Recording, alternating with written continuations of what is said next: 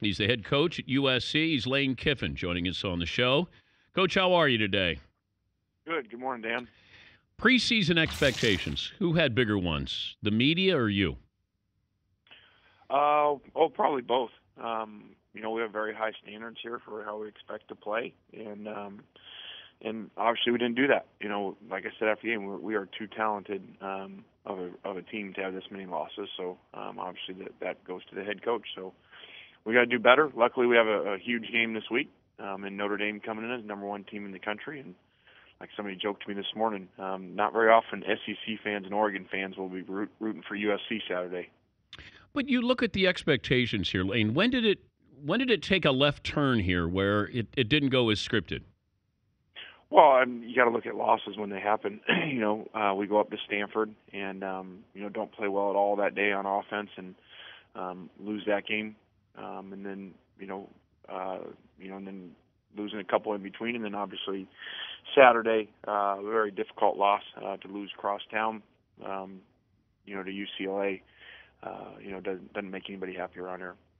But if I gave you a chance to have a do-over against UCLA, what would you do differently? That's a good question. I don't know that exactly.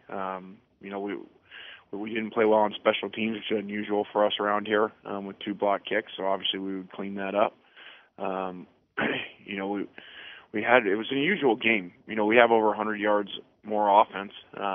We sack them 5 times. They sack us once in the game, and unfortunately, we turned the ball over 3 times. So, strange game. Matt Barkley's update. What's his status now? He's not able to play at all against Notre Dame, right? Correct? No, Matthew will be out, and very unfortunate. Matt's been a great player here for years, and came back. Obviously, nobody wanted it to end like this, and then for him not to play again for the second home game in a row versus Notre Dame, really sad. What about bowl game for Barkley? Yeah, I would anticipate he would play in that. There's a lot of tough questions that you have, facing you and certainly your team. When were you told that you would be back for next season? I've always been told that here from above that this season, wasn't about what our final record was here. That there was understanding here of the big picture of what we were doing, and what the impact of the reductions in probation and all that was. That so that was never a concern of mine. What about your dad's status? Well, with anything, we'll always evaluate everything after the season. We don't ever do it in the season. We take the whole season as a whole, and so we'll look at everything after the year, just like we do, just like we did after we won 10 games last year. How important is the Notre Dame game to you? Well, it's really important. It's obviously a great rivalry and tradition with them being number one coming in here, and us not having the season we were expecting to. It's a great opportunity for us. It's why you come to places like SC, because you can screw up and have a bad year, but you still have big games on your schedule like this. So this will be an exciting atmosphere Saturday, and we're excited for it. He's Lane Kiffin, USC head coach, joining us, Dan Patrick Show. I know your dad, certainly with that resume, everything he's accomplished, but the defense was not good this year. How much can you pinpoint that with your father's involvement with the defense? Well, I think he'd be the first to tell you. He's going to take the blame for that, and then I would too, because as the head coach, involved with defense. So, we didn't play well enough. Over the 3 years here, we've given up some very unusual defensive numbers. We've broken a lot of records, so nobody's pleased with that. But how do you have that conversation with your dad? If it's with another coach, Lane, it's different. Now it's your dad. Have you had that discussion with him? Well, I think what's very unusual that makes it so easy is who he is. He's always taking blame. He's always the first one to point things out. So it's not like you got to go in and say, "Hey, why are we doing this?" He's the first one to say, "Hey, I didn't do this well enough. I should have done this." So it makes it easy that way. The offense, you have so many weapons. I think that's what's surprising, that you would think even with those weapons you could make up for a bad defense. Why didn't that happen? Yeah, that's a good question. We haven't finished drives very well. You start looking at average per play, which I think is a very important stat because sometimes you don't control how many plays you have in a game. I think we're fourth or fifth in the entire country on offense, so it shows how explosive we are. But we've turned the ball over a lot and have not finished off the drives, and so that's why we have these three losses. 3 of our 4 losses, we've had over 500 yards of offense in the game, but we're getting a bunch of yards, but we're not finishing off, and we're not scoring as many points as we should. But I know people love to put blame, assess blame, point fingers. I mean, you're the head coach. I know it goes back to you, but let's be honest, it's not all on you. So how do you sort of look at this, survey the situation, say, how do I make this better, not only this weekend, but next year?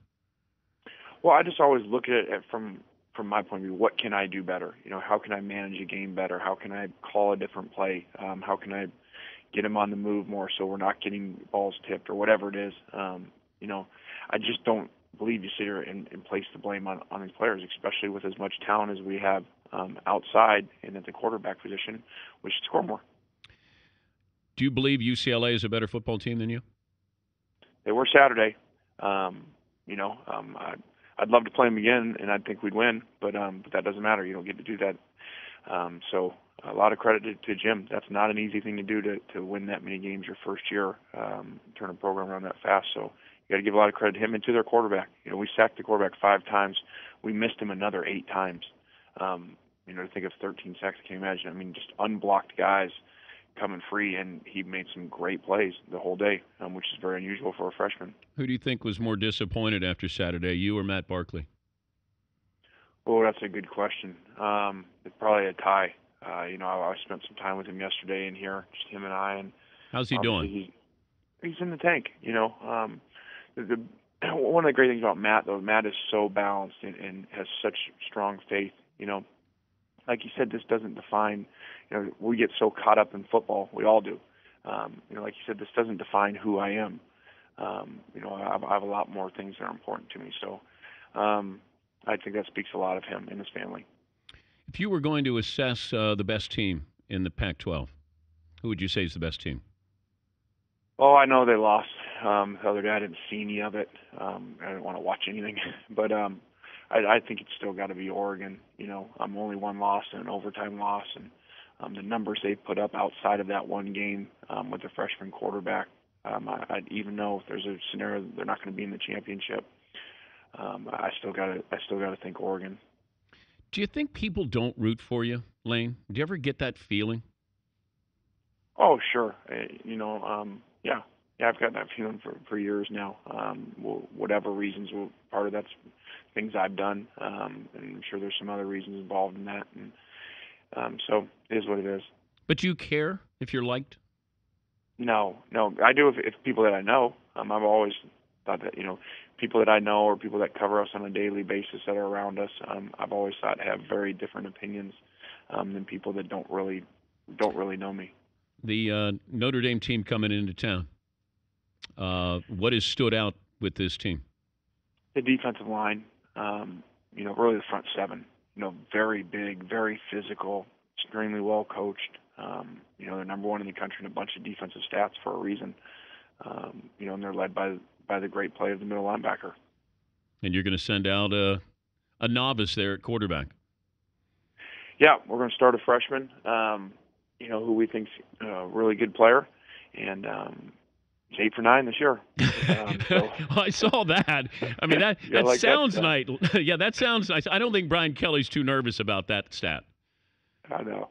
But sure you changed the game plan? plan? He feels really good yesterday when I announced Barkley's out. So he gets to come to Coliseum twice in his career, both times doesn't have to play Matt. Do you change the game plan with Barkley? How much do you change the game plan? Well, you got to be smart and do a little bit. But at the same time, this is a pro-style passer, who's very similar physically to Matthew, so you don't have to change as much as if you were going to a runner. I appreciate you joining us. I wasn't sure if you were going to cancel after the loss, but I do appreciate you living up to your word. You got it, Dan. Have a good week. All right, Lane Kiffin, USC head coach.